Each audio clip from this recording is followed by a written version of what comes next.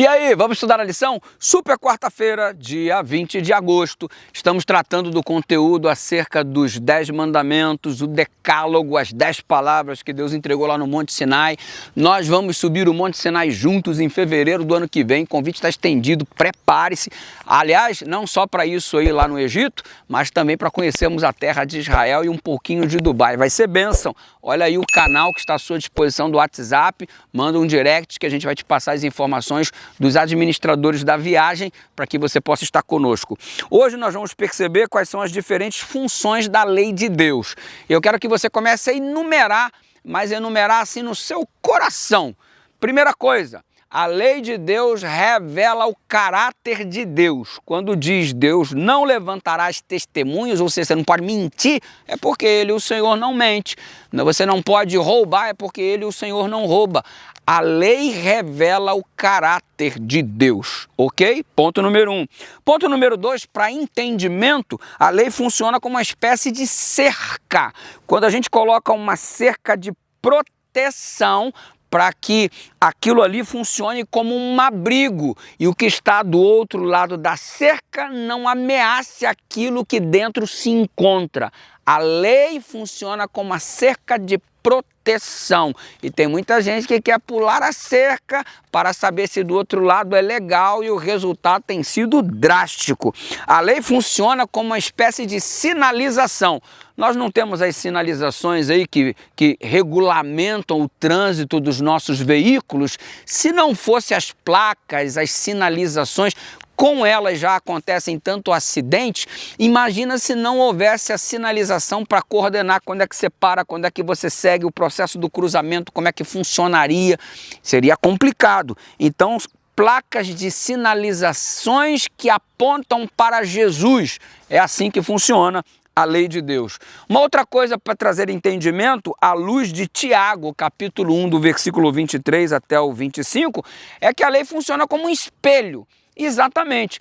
Você vai para o espelho e o espelho exibe se você está com o cabelo desarrumado, se você tem alguma mancha no rosto, se o seu óculos está bem posicionado ou não.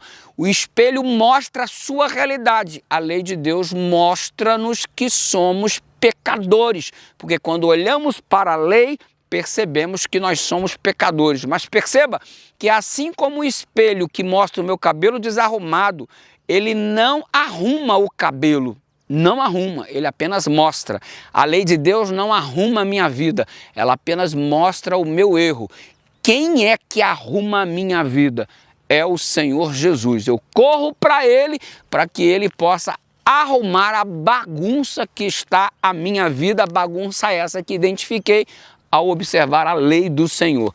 Agora perceba que Paulo, em Romanos capítulo 7, no verso 7, desvenda todo o mistério.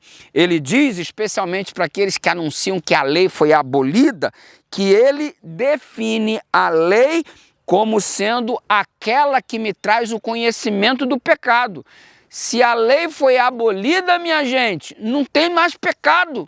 Se não tem pecado, não existe mais gente pecadora. Se não tem mais gente pecadora, para que nós precisamos de Salvador se não somos mais pecadores? Você percebe o problema que a gente cria quando diz que a lei foi abolida? Se a lei foi abolida, não tem mais pecado, porque pecado é a transgressão da lei. Se não tem mais pecado, eu não sou pecador. Se eu não sou pecador, eu não preciso de Salvador. Se não precisa de Salvador, o sacrifício de Jesus foi em vão. Se eu jogar a lei na lata do lixo, eu estou anulando o próprio sacrifício de Cristo. Então, por isso que Paulo diz em Romanos 7:7, eu não teria conhecido o pecado a não ser por meio da lei. Por isso que, conhecendo o pecado, eu corri para o Salvador. É assim que funciona. Percebe a razão porque o diabo quer tanto que a lei seja desprezada? Para que não sintamos a necessidade do Salvador Jesus. É o cenário do grande conflito que se apresenta diante de nós. Deus te chamou para ser remanescente, aquele que guarda os mandamentos de Deus e tem o testemunho de Jesus. E guardar os mandamentos porque nós o amamos. E a obediência é o reflexo de um amor que nutrimos para com Deus. E nós o amamos porque Ele nos amou primeiro. Ora comigo. Pai querido, Obrigado por tua lei ser algo tão maravilhoso, a cerca protetiva, a placa de sinalização que nos aponta para Cristo. Obrigado porque temos o entendimento de que somos pecadores, carentes da tua graça em função da existência da lei. Por isso corremos para os teus braços nesta hora, em nome de Jesus.